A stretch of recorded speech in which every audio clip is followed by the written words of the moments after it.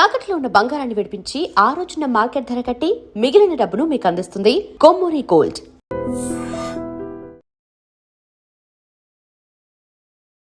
నమస్తే రమ్మగారు. నమస్తే జయ. దివోదాస్ కథలో ఉన్నాము.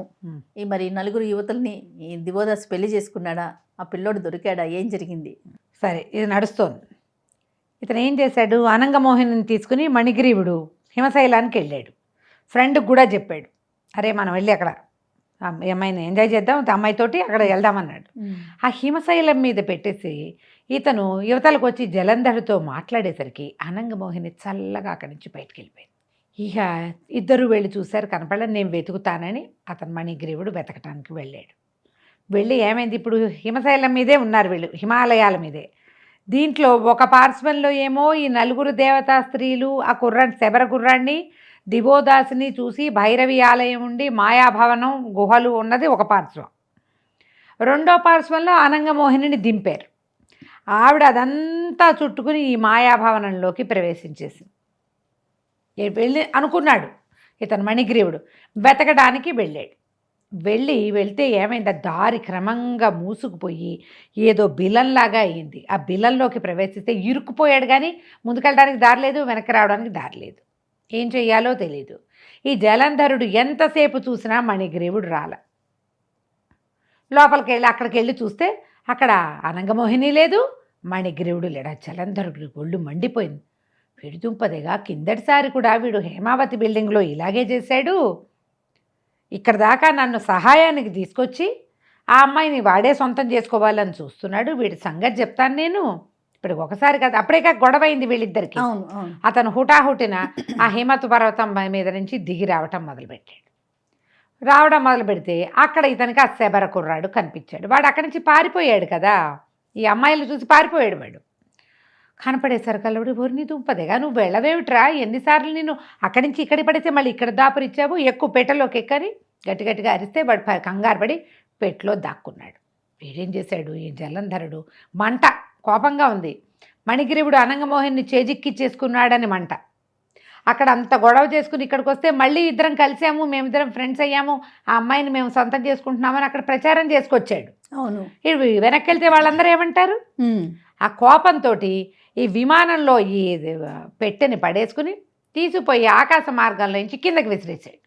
ఓకే. పెట్టెతో సహా జీవించి ఉన్న శబరబాలుడు కిందకి పడిపోయి ఎక్కడో నీళ్ళలో పడిపోయాడు. ఎక్కడ పడిపోయాడు వాడు.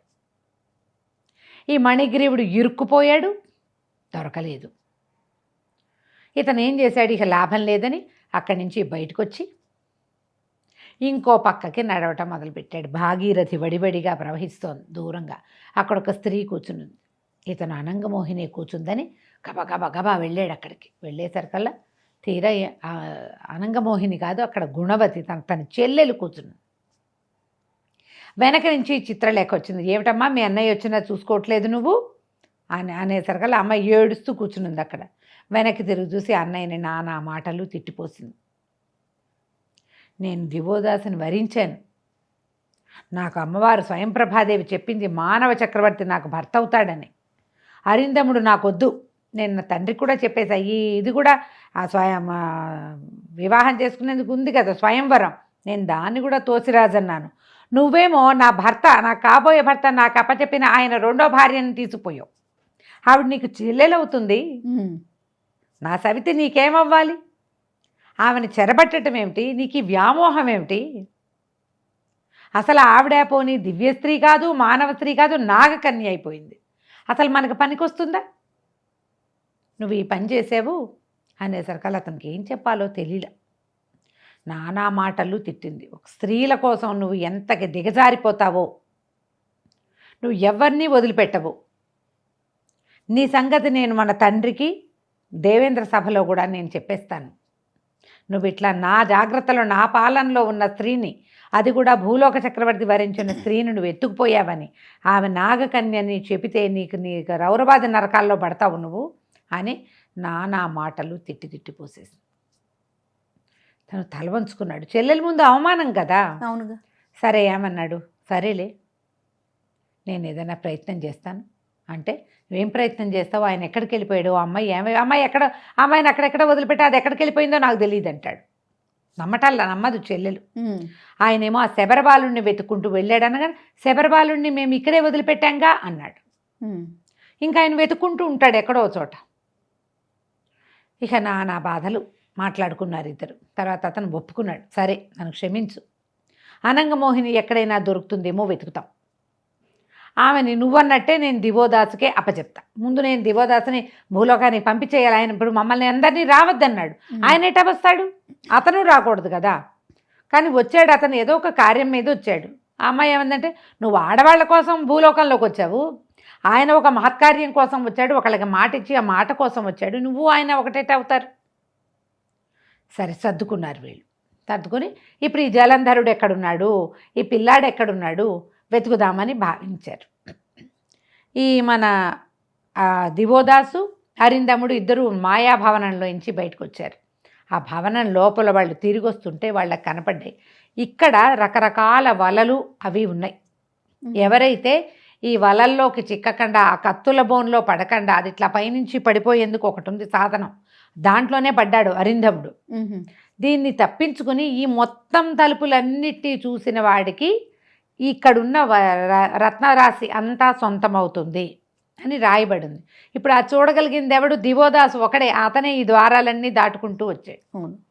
ఈ సంపద అంతా అతనికే దక్కుతుంది, అక్కడున్న 4 కన్యలు వీళ్ళకే దక్కుతారు. ఈ దక్కడం సరే, ఇప్పుడు ఏమైపోయింది, ఆ కుర్రాడు ఏమైపోయాడో వాళ్ళకి తెలియలే. అసలు అనంగమోహన్ సమాచారం లేదు ఆయనకి. ఆయన ఏమనుకుంటున్నాడు, నేను గుణవతి దగ్గర దాపెట్టాను అమ్మాయిని అనుకుంటున్నాడు. సరే వెతుక్కుంటూ ఈ కుర్రాడిని వెతుకుతూ వచ్చారు. వచ్చేసరికల్లా ఈ హిమశైలం అన్ని దిగి దాని పర్వత పాదానికి వెళ్ళేసరికల్లా అక్కడ వాళ్ళకి ఒక ముని కనిపించాడు. ఆ ముని కనపడేసరికల్లా అరిందముడు, ఇగో ఈ మునే, ఈయనే సర్పరూపంలో ఉన్నవాడు అని చెప్పాడు. చెప్పేసరికి దివోదాసు అతని దగ్గరికి వెళ్ళాడు. ఆయన కూడా గుర్తుపట్టాడు. యోగి రూపంలో కూర్చున్నాడు, సర్పంగా ఉన్నాము. ఆ రత్నచూడు యోగి స్వరూపంలో కనపడ్డాడుగా. ఈయన చూస్తుండగానే మాయమైపోయి పాముగా మారి పారిపోయాడు. వెళ్ళేసరికల్లా ఆయన పాదాలు పట్టుకున్నాడు. స్వామి, నువ్వు నన్ను రక్షించు, నువ్వు వద్దన్నా సరే నేను భూలోకంలోనే ఉండాల్సిన అవసరం ఉంది నాకు, నేను ఇక్కడే దాక్కుని ఉన్నాను అని చెప్పి మాట్లాడేసరికల్లా అప్పుడు దివోదాస్ అన్నాడు, అలాగే, కానీ నీ చేత కాటు వేయబడిన కుర్రాడిని శవాన్ని తీసుకుపోయింది ఈ గంధర్వుడు. అతని దగ్గర నుంచి కూడా ఈ కుర్రాడు తప్పించుకున్నాడంటే ఆయన ఏమన్నాడు, రత్నచూడు, అయ్యో ఆ కుర్రాడు నాకు లభించాడు, నేను చూశాను, నేను ఇక్కడ తపస్సు చేసుకుంటున్నాను, ఆకాశం నుంచి ఏదో ఒక పెట్టొచ్చి నీళ్ళల్లో పడింది, ఆ పడింది ఏమిటో చూద్దామని పెట్టె తీస్తే అందులో నాకు ఒక బాలుడు కనపడ్డాడు, వాడు నేను కాటేసిన శబరబాలుడే. నేను సర్పంగా ఉన్నప్పుడు నేను అతన్ని బయటికి తీసుకొచ్చాను, నేను కాటేశాను కదా, నువ్వు ఎట్లా బతికావు ఏమిటి అంటే వాడు ఈ కథ అంతా చెప్పుకొచ్చాడు. ఎవరో నన్ను తీసుకుపోయారు, నన్ను పెట్టెలో పెట్టారు, ఒక మహానుభావుడు ఇట్ట పెట్టె తెరిచాడు, ఆ పెట్టె తెరిచిన వాడిని చూశాడు. వాడు తెలిస్తే నాకు జీవం వచ్చేసింది, నేను ఆ పెట్టె పుచ్చుకుని పారిపోయాను, వాళ్ళు ఎవరో నన్ను తీసుకొచ్చి ముందు కొండల మీద పడేశారు, అక్కడి నుంచి 4 దేవతా స్త్రీలు కనపడ్డారు, మళ్ళీ ఇంకొకడు వచ్చి నన్ను తీసుకొచ్చి ఈ పెట్టెలో పెట్టి ఇక్కడ పడేశాడు అన్నాడు. ఈ కుర్రాన్ని నేనే దాచిపెట్టాను, ఇదిగోండి అని తీసుకొచ్చాడు. రత్నచూడుడికి భూలోకంలో ఉండటానికి అనుజ్ఞ లభించింది పూర్తిగా. ఇప్పుడు ఆయన ఇక్కడ తపస్సు చేసుకుంటూ ఉంటాడు. అతనే తను స్వయంగా కాటేసి చంపేసిన శబరబాలుని దివోదాసుకు తెచ్చి అప్పచెప్పాడు. ఇది వరకు బాగానే ఉంది. ఇప్పుడు అనంగమోహిని సరే ఆమె సంగతి చూద్దామని ముందు ఈ బాలుణ్ణి తీసుకొచ్చి ఈ శబరులకి అప్పచెప్పారు. వీడు జీవించే ఉన్నాడని అప్పచెప్పేసరికి వాళ్ళంతా సంతోషించారు. ఈయనకి అనంగమోహిని ఏమైంది అనేది తెలియలే. అయితే రత్నచూడు ఏం చెప్పాడంటే, మీరు కంగారు పడద్దు, అనంగమోహిని తన తండ్రిని చేరుకుంది. ఎలా చేరుకుంది అమ్మాయి? ఇప్పుడు ఈ మన మణిగ్రీవుడు ఆమెను తీసుకొచ్చి హిమశైలం మీద పెట్టాడు. ఆ అమ్మాయి అక్కడి నుంచి తప్పించుకుంది. అక్కడి నుంచి ఈ మాయా ఇది ఉంది కదా మహలు, తను చూశాడు ఈ గుహలు, ఆ గుహల లోపలికి ప్రవేశించేసరికల్లా అందులోంచి కొన్ని బిలాలు రసాతలానికి వెళ్ళిపోయే ఉన్నాయి. పాతాళానికి ఇప్పుడు మనకి భూమి కింద పాతాళం కదా, అతల వితల సుతల తలాతల రసాతల మహాతల పాతాళ లోకాలు ఉంటాయి వరుసగా, అన్నున్నాయి 7. పైకి కూడా భూలోక, భువర్లోక, సువర్లోక, తపోలోక, జడలోక, ఇవి కూడా పైకి లోకాలు ఉన్నాయి. ఊర్ధ్వలోకాలు 7, అధోలోకాలు 7. మధ్యలో మనం ఉన్నాం. మధ్యలో మనం ఉన్నాం. అవి 6 ఈ 6 కాబోలు, లేదా అవి 7 ఈ 6. అయితే ఈ లోకాల్లో అమ్మాయి ఆ వెళ్ళిన బిలము అది ఎట్లా అమ్మాయికి దారి తీసిద్ది? భూలోకంలో ఈ రసాతలంలో ఉన్నటువంటి అమ్మవారి ఆలయం వెనకాలకి వెళ్ళిపోయింది అమ్మాయి. ఓహో. వెళ్ళి ఆ అమ్మవారి విగ్రహం వైపుకి వెళ్తుంటే అప్పుడే వాసుకి వచ్చి అమ్మవారికి నమస్కారం చేసి ఆ భూలోకంలో ఉన్నటువంటి అమ్మవారికి తమ లోకం రసాతలంలో నా కూతుర్ని కంటపడే తల్లి, నాకు ఇంకా ఏ ఆశ లేదు, ఏం జరిగిందో తెలీదు, రాక్షసుడు ఎవడో ఎత్తుకుపోయాడు, భూలోకంలో ఉందన్నారు, భూలోకం నుంచి ఏ సమాచారము రాలేదు, నా సొంత కూతుర్ని కంటపడేయి అనగానే అమ్మవారి విగ్రహం వెనకాల నుంచి బయటకు వచ్చింది అనంగమోహన్. ఆయన ఆశ్చర్యపోయాడమ్మా, ఎటా వచ్చావు నువ్వంటే, ఏవో రకరకాల చేతులు మారాను, కానీ నేను భూలోక చక్రవర్తిని వరించాను, ఇలా జరిగింది, ఆయన నన్ను వివాహం చేసుకుంటానని మాట ఇచ్చాడని చెప్పింది. ఆయన వాసుకి కూతుర్ని తీసుకుని వెళ్ళి ఈ పాతాళంలో తన అన్నయ్య ఆదిశేషుడికి, తర్వాత ఏమో పాతాళ చక్రవర్తి అయిన బలి చక్రవర్తికి కుమార్తెను తీసుకెళ్ళి ఇక్కడి నుంచి ఏమేం జరిగినాయి, ఎవరెవరు ఈ అమ్మాయిని ఏ రకంగా ఇబ్బంది పెట్టారు, కుంభులు ఇద్దరు, తర్వాత మణిగ్రీవుడు జలంధరుడు అనే వాళ్ళిద్దరు, హేమావతి అనేటువంటి అప్సరస ఈమెని రక్షించడానికి ట్రై చేసింది, గుణవతి అనే గంధర్వకాంత కూడా రక్షించే ప్రయత్నం చేసింది. ఇవన్నీ మొత్తం సాకల్యంగా తెలుసుకుని సరే భూలోకం తీసుకెళ్ళి అమ్మాయిని అప్పచెబుదాము. ఆయన వివాహం చేసుకుంటానని మాట ఇచ్చాడు కదా, ఈ పిల్ల అతన్ని వరించి ఉంది కాబట్టి రక్తచూటుడు ఏం చెప్పండి, మీకేం భయం లేదు, ఆమె తన తండ్రిని చేరింది. అక్కడ ఈ కథ అంతా జరిగింది, అక్కడే ఉంది, నాకు తెలుసు, ఎందుకంటే మా లోకం కదా, ఆయన సర్పం కదా, నేను ఇదంతా తెలుసుకునే ఇక్కడికి నేను వచ్చేసాను మళ్ళీ తపస్సు చేసుకోవటానికి. నేను అక్కడ ఉండను, నేను హిమవత్ పర్వతంలోనే తపస్సు చేసుకుంటాను, ప్రభు మీరు మీ రాజ్యానికి వెళ్ళిపోండి, కాశీనగరానికి చేరిపోండి, వీళ్ళంతా వస్తారు మీ వెనకాల అని చెప్తే ఈ దివోదాసు శబరవాళ్ళని వాళ్ళకి అప్పచెప్పి తన రాజ్యానికి వెళ్ళిపోయాడు. తర్వాత వీళ్ళంతా దేవతలు, ఆ 4 దేవకన్యలు ఈయన దగ్గరికి వచ్చారు, వివాహం చేసుకున్నారు. తర్వాత ఏమో మణిగ్రీవుడు తన సోదరైన గుణవతిని చిత్రలేఖతో పాటు తీసుకొచ్చి భూలోకాన్ని తీసుకొచ్చి వివాహం చేశారు. తర్వాత వాసుకి నాగరాజు కొంత సమాచారాన్ని ఈయనకి పంపించి ఈ రత్నగ్రీవుడు ఉన్నాడు కదా, రత్నచూడుతోటే ఆయనకి అమ్మాయిని తీసుకొచ్చి వివాహం చేస్తామని చెప్పించి భూలోకంలోకి తీసుకొచ్చి వివాహం చేసి ఇంతమంది రాజకన్యకల్ని, ఒక నాగకన్య, ఒక గంధర్వకాంత, 4 దేవకాంతలు, ఇంతమందిని ఈయనకి భార్యలుగా సమర్పించి ఎవరి స్థానాలకి వాళ్ళు వెళ్ళిపోయారు. ఇప్పుడు ఇంతలో ఏమైంది చూడు, వీళ్ళు ఎవ్వరూ భూమి మీదకి రావడానికి అవకాశం లేని వాళ్ళు. అవును, వీళ్ళందరూ వచ్చారు కదా, ఈ వివాహానికి అందరూ దేవతలు అందరూ వచ్చారు పెళ్ళప్పుడు, కాబట్టి దీన్ని కొంత సడలించమని అడిగారట.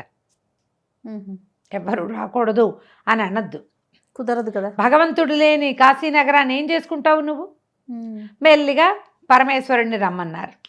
ఆయన కోసం ప్రమథగణాలు వచ్చాయి, ఆయన కోసం అట్లా మొదలుపెట్టి మళ్ళీ మెల్లిగా ఈ అమ్మాయిని ఇచ్చి వివాహం చేశారు కాబట్టి వాళ్ళు రాకపోకలు అందరూ మళ్ళీ రావడం మొదలుపెట్టారు.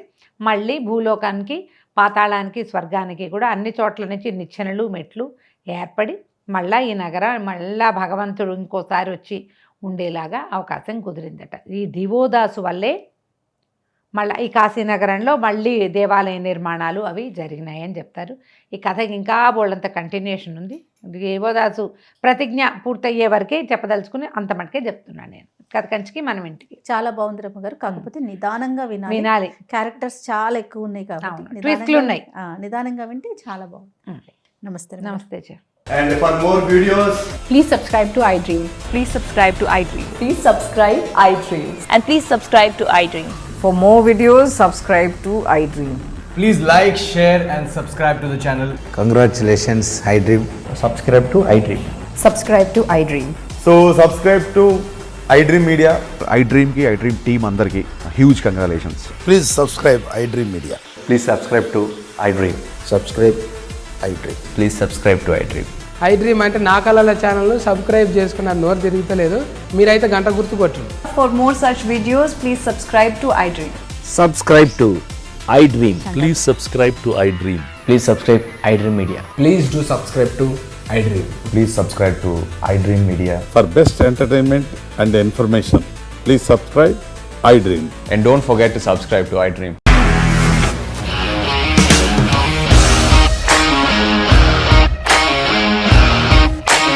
ఇండస్ట్రీలో కమిట్మెంట్ ఇష్యూస్ వస్తే నీకు కూడా వచ్చినట్టు. మార్నింగ్ తీసుకెళ్ళాడంటే కొట్టి పడేస్తాడు.